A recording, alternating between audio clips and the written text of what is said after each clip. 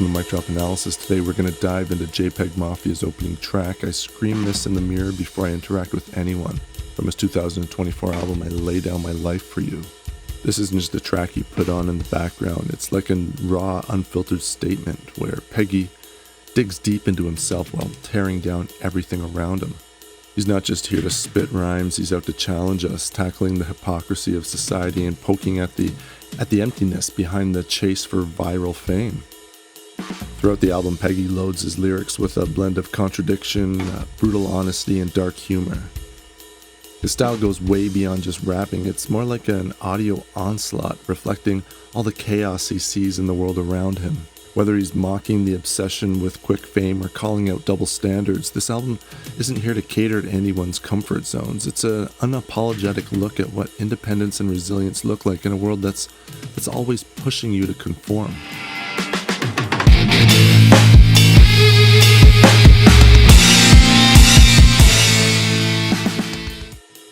If I was an NBA player, I'd be Dylan Brooks, but worse. Now, if you know Dylan Brooks, you know that he's got a reputation for being pretty intense. He's that player who isn't afraid to get under people's skin, even if it sometimes works against him or his team. By comparing himself to Brooks and then saying he'd take it even further, Peggy tells us right away that he's not here to make friends or play it safe. He's embracing his role as the provocateur, the kind of artist who doesn't mind being the villain if it means staying true to himself. This line sets the stage for an album that's not interested in playing by the rules. Peggy's here to confront, provoke, and maybe even make us a little uncomfortable.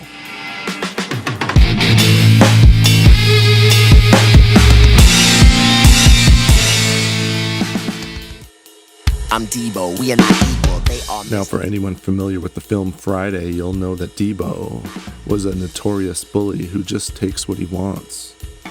When Peggy compares himself to Debo, he's not just saying he's different, he's saying he's untouchable, and he's someone who you don't want to mess with. It's not about physical dominance alone, it's the power of somebody who's totally resilient, unstoppable, and maybe even a little intimidating. They all miss like the Shaq at the free throw. Shaq was a beast on the court, but he had that famous struggle with free throws.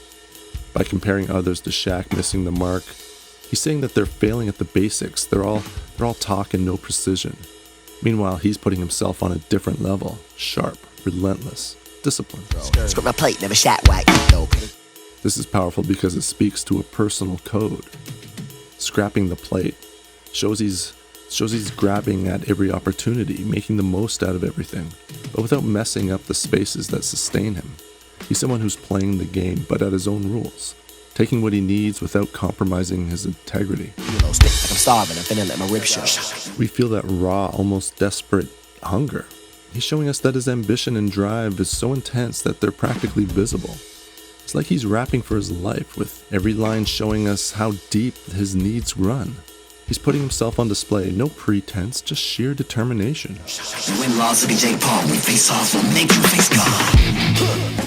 Here he's throwing shade at the idea of fame without substance, using Jake Paul, a social media celebrity and boxer, as an example. When he says he'd make Paul face God, he's saying he'd expose what's beneath that fame, forcing him to confront his own shortcomings. It's a challenge, a statement that he's not just here to show off, but to make everybody face their own truths.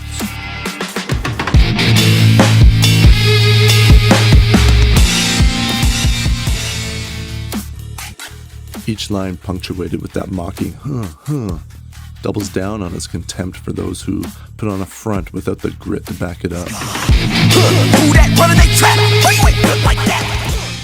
It's like he's pulling back the curtain on people who talk tough but fall apart under real pressure. He's calling out the hollow bravado of those who posture without substance. This sheds light on the rejection of superficial viral fame.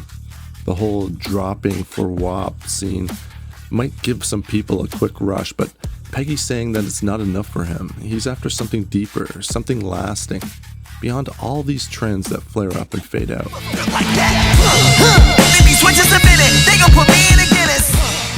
Here he's flexing his range and versatility. He's constantly evolving, switching things up at a pace that's unmatched. But there's more here. There's an undertone of exhaustion, a nod to the endless demands of capitalism, He's aiming for maximum digits. Sure, he's driven by ambition, but he's also aware of the grind it requires and the pressures pushing him to keep climbing.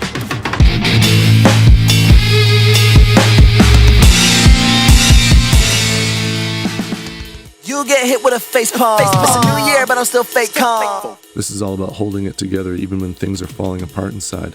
It's like he's saying, look, I'm going to keep my cool, but don't mistake that for peace. There's a whole storm going on underneath that calm surface. He's just gotten good at not letting it show. 4-5 always did like State Farm. This line brings in this image of constant readiness. Like he's got backup for whatever comes his way. Whether it's physical or mental defense, he's prepared, mostly because he knows that he lives in a world that often misunderstands or even judges him. But the need to defend himself is less about wanting to fight and more about feeling like he has to be on guard. I'ma take off even if I land wrong and take everything. That line just screams resilience. He's saying he's not going to let a bad outcome or failure slow him down. He's aiming high, even if he risks falling hard, because mistakes aren't about to define his journey. It's about moving forward, no matter what.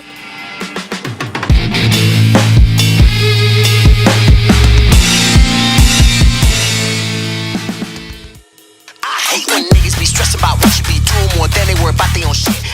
Here he's calling out people who are so busy judging others that they're ignoring their own problems.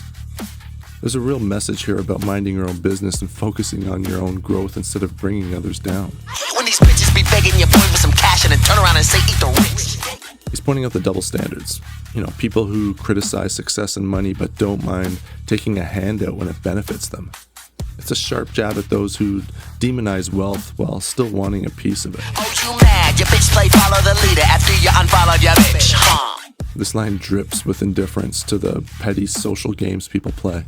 While others are caught up in drama, he's moving forward, refusing to get bogged down by trivial stuff.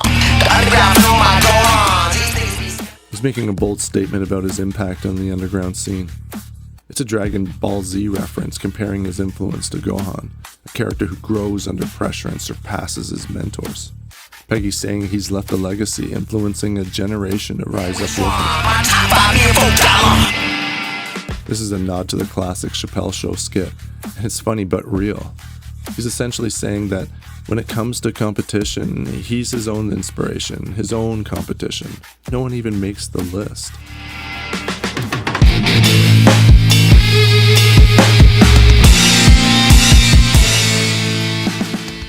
This track dives deep into the mind of an artist who loves playing the outsider, someone who lives on the edge of ambition and survival.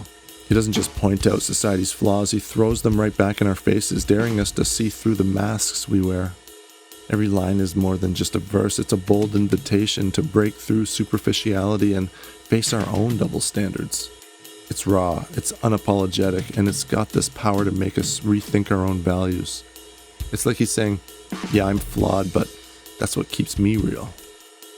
And maybe that's the takeaway for us too, embracing our contradictions instead of hiding from them. Thanks for watching Mic Drop Analysis. Till next time.